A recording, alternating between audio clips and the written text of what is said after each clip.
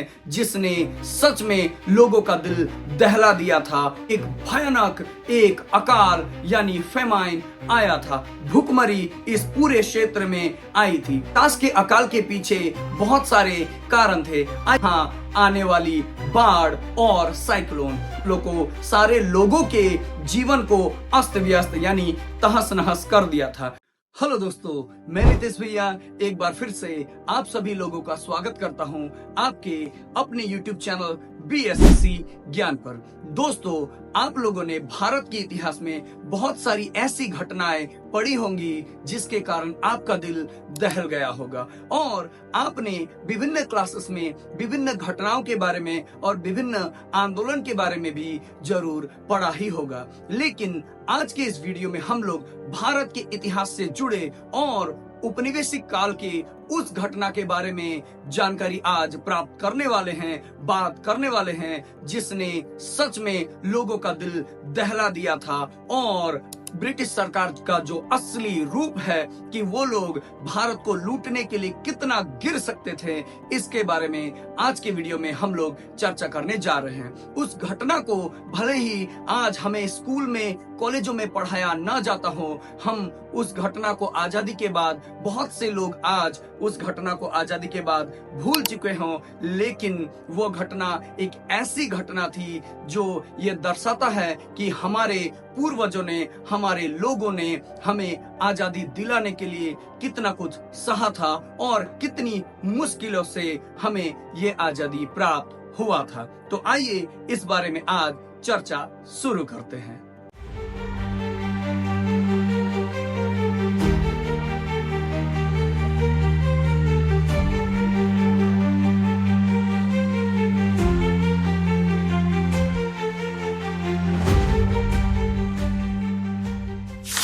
तो आइए दोस्तों, आज की इस वीडियो में हम जानते हैं द ग्रेट बंगाल फेमाइन 1943 यानी वो भयानक बंगाल का अकाल जिसे हम इतिहास में 50 का अकाल या पोंचासेर मनोंतोर कहा जाता है। दोस्तों, इस समय दुनिया में द्वितीय विश्व युद्ध शुरू हो चुकी थी और भारत ब्रिटिश हुकूमत यानी ब्रिटिश साम्राज्य का एक उपनिवेश होने के कारण भारत भी इस द्वितीय विश्व युद्ध में अंग्रेजों के साथ शामिल हो चुका था। इसी समय द्वितीय विश्व युद्ध जब दुनिया में चल ही रही थी, उसी समय बंगाल में यानी आज का बांग्लादेश और आज के पश्चिम बंगाल, बिहार, उड़ीसा, असम, इसे बंगाल प्रोविजन कहा जाता था। इस समय यहाँ यानी बंगाल में एक भयानक एक अकाल यानी फेमाइन आया था। भुखमरी इस पूरे क्षेत्र में आई थी। इसे ही इतिहास में 50 का अकाल कहा जाता है, जो अंग्रेजी कैलेंडर के हिसाब से 1943 में हुआ था। उस समय के लोग इसे 50 का अकाल कहते थे क्योंकि ये बंगाली कैलेंडर के हिसाब से 1350 ईस्वी में हुई थी।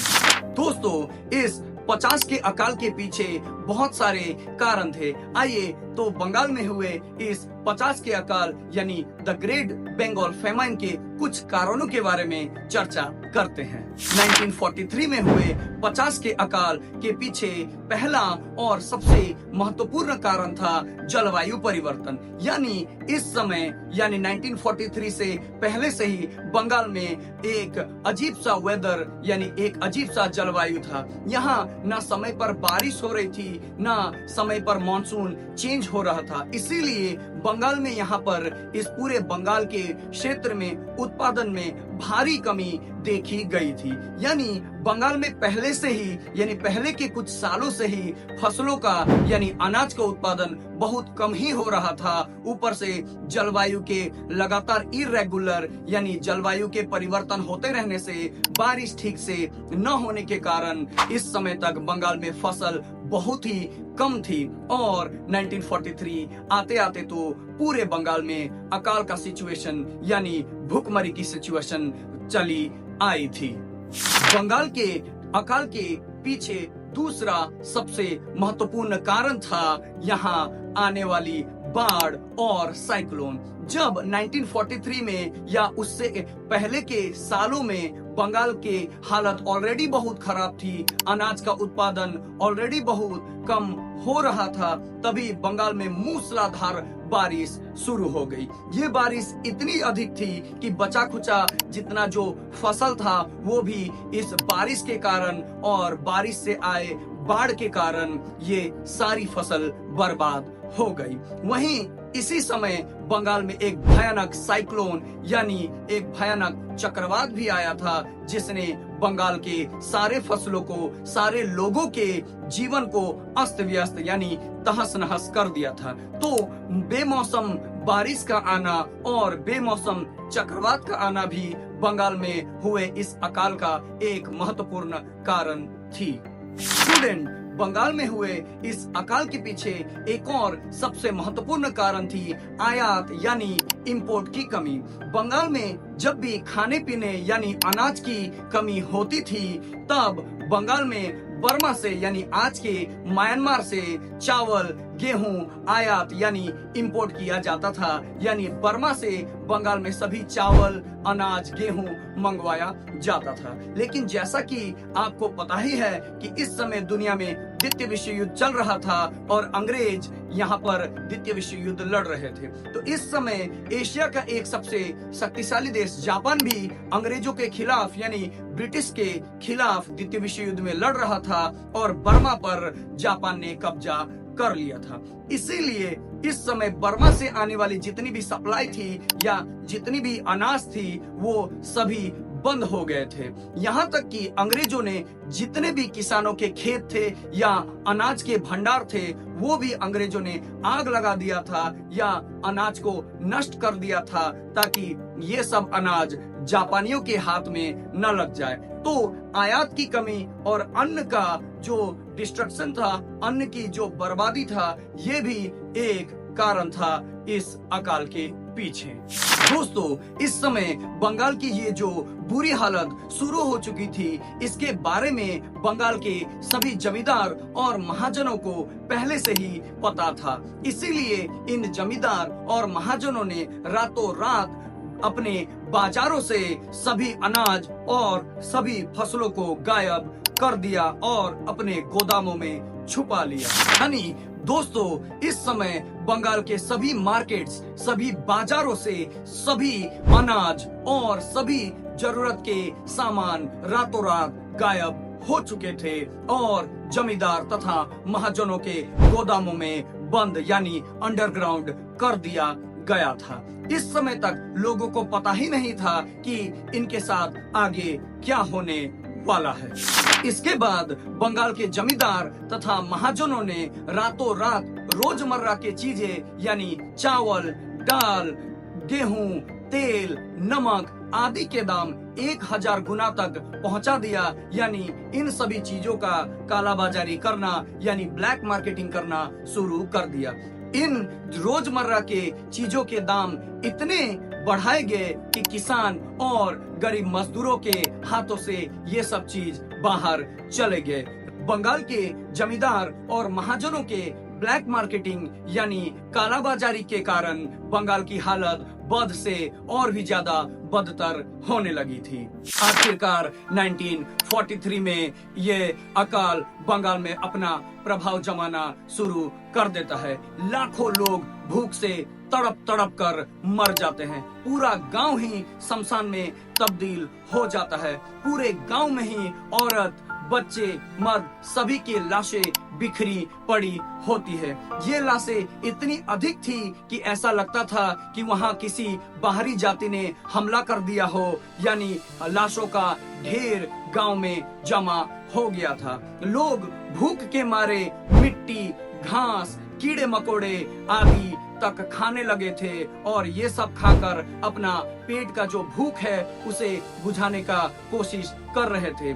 ये सब जो अखाद्य है और कुखाद्य है, ये सब खाकर लोग और अधिक बीमार पड़ने लगे और अधिक मरने लगे। लाशों का ढेर बंगाल के गांवों में इतना अधिक था कि उन लाशों को सत्कार यानी दफनाने के भी कोई लोग बचे ही नहीं थे। बहुत सारे लोग अपने बच्चों को भूखा न देख सक उन बच्चों को नदी में जिंदा बहाने लगे और एक वक्त के खाने के लिए अपने बच्चों तक को बेचने लगे थे। इस समय तक तो बंगाल का अधिकतर गांव ही पूरी तरह शमशान में तब्दील हो चुका था। लोग भूख से तड़प तड़प कर किसी भी तरह ढाका और कोलकाता जैसे शहर पर भीख मांगने के लिए पहुंचने लगे। ये लोग गांव छोड़कर जो लोग आए थे, औरत, बच्चे, बूढ़े, ये जमींदार और महाजनों के घर के सामने डस्टबिन पर जमा होते थे और एक एक दाने के लिए लड़ते थे। अब लोगों की ये हालत थी कि एक निवाला और एक दाने के लिए ये लोग कुत्ते, बिल्ली और सियारों से भी लड़ने लगे। बहुत से औरतों ने इस समय अपना पेट पालने के लिए, अपना भूख मिटाने के लिए प्रोस्टिट्यूट यानी देह व्यापार का भी काम करना शुरू कर दिया। वे लोग अपने बच्चों को ही छोड़ देते, अपने बच्चों को ही बेच देते या फिर अपने बच्चों को ही नदी में बहा देते थे। उनके पास इतना तन ही नहीं था या उनके शरीर में इतनी जान ही नहीं थी कि वे औरतें अपने छोटे से बच्चों को दूध भी पिला सके। ये हालत हो गई थी उनकी।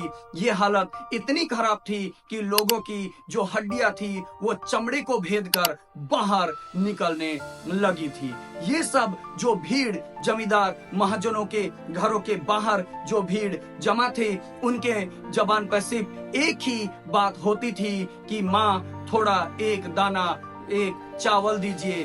बंगाली में इसे कहते हैं कि माँ एक टू फेना दावना, यानी वो लोग उन महाजनों से एक दाना चावल यानी चावल बनाया हुआ वो जो माड़ होता है, वो जो पानी होता है, वही मांगते थे, लेकिन वो भी उन्हें नसीब नहीं होता था। उन लाशों को खाने के लिए कुत्ते और सियारों के बीच लड़ाई होती थी। ये भयानक हालत हुई थी इस समय बंगाल में। इस घटना को ही भारत के इतिहास में द ग्रेट बंगाल फेमाइन यानी पंचाशेर मनोंतर यानी 50 का अकाल कहा जाता है। दोस्तों, इस अकाल में माना जाता है कि 40 लाख लोग भूख से और बीमारी से मारे गए थे। कुछ इतिहासकार तो इसका नंबर 60 लाख तक कहते हैं, यानी एक युद्ध में जितना लोग तोपों से, गोलियों से, बारूद से जितने मारे नहीं जाते हैं, उतने लोग तो भारत में, बंगाल में भूख से और बीमारी से ही 1943 में मारे गए थे। इस समय तक भारत में ब्रिटिश सरकार को बंगाल में आए इस भयानक अकाल यानी भयानक मंजर के बारे में पूरी जानकारी थी, लेकिन फिर भी ब्रिटिश हुकूमत ने, ब्रिटिश सरकार ने बंगाल के लोगों को बचाने के लिए कुछ उपाय नहीं किया। उस समय भारत के सेक्रेटरी ऑफ स्टेट लियोपोल्ड ने उस समय इंग्लैंड के प्रधानमंत्री विंस्टन चर्चिल को टेलीग्राम यानी लेटर लिखा था कि बंगाल में भूख से और बीमारी से लाखों लोग मारे जा रहे हैं, लेकिन फिर भी विंस्टन चर्चिल ने रिप्लाई में कहा कि मैं भारत के लोगों से नफरत करता हूं। यानी चर्चिल ने भारत में यानी बंगाल के लोगों का सहायता करने से साफ इनकार कर दिया। चर्चिल का कहना था कि वो भारत के लोगों से नफरत करता है। भारत के लोग जानवरों की तरह बच्चे पैदा करते हैं, इसीलिए ये अकाल आया है। उन्हें इसी तरह से जानवरों की तरह मरना होगा। ये इतना हेट विंस्टन चर्चिल भारत के लोगों से करता था। यहाँ तक कि विंस्टन चर्चिल ने यह भी कहा था कि इस अकाल में वो अधरंगा महात्मा गांधी मारा क्यों नहीं जा रहा है, उसकी मौत की खबर क्यों नहीं आ रही है। यहाँ तक विंस्टन चर्चिल नफरत करता था भारत के लोगों से। तो ब्रिटिश हुकूमत ने जानबूझ के बंगाल के लोगों को इस अकाल में मरने दिया। यहाँ तक कि ब्रिटिश हुकूमत ने इस समय द्वितीय विश्व युद्ध के समय अपने लिए, अपने सैनिकों के लिए इतना खाना जमा कर रखा था जितना उनके लिए 10 साल तक के लिए काफी था। फिर भी उन्होंने भारत के लोगों को मरने दिया। तो बंगाल में आए इस भयानक अकाल के बारे में, फैमाइन के बारे में हमें विभूतिभूषण बंदोपाध्याय की असनी संकेत और बिजन भट्टाचार्य की नवान्न नाटक से हमें इसके बारे में पूरी जानकारी मिलती है कि कितना भयानक था ये बंगाल का अकाल, जिसने बंगाल के करीब 40 लाख लोगों को मौत के मुंह में सुला दिया था। तो दोस्तों, हमें इस कहानी से, हमें इस इतिहास की इस घटना से ये बात पता चलती है कि हमारी जो आजादी है वो बहुत बड़ी कीमत चुकाकर हमें प्राप्त हुई है, इसीलिए हमें इस आजादी का मान रखना चाहिए। तो दोस्तों, आप लोगों को आज का यह वीडियो देखकर कैसा लगा हमें कमेंट सेक्शन में जरूर लिखिए। अगर आपको इस वीडियो से बहुत सारा नॉलेज प्राप्त हुआ हो तो हमें इस वीडियो में लाइक जरूर कीजिए और ज्यादा से ज्यादा लोगों को यह वीडियो शेयर कीजिए, ताकि भारत के इतिहास की ये दुर्भाग्यजनक घटना, एक बहुत ही दयनीय घटना के बारे में अधिक से अधिक लोगों को, अधिक से अधिक स्टूडेंट को जानकारी मिल सके। तो मिलते हैं किसी और एक इंटरेस्टिंग वीडियो में, तब तक के लिए देखते रहिए, सीखते रहिए। धन्यवाद।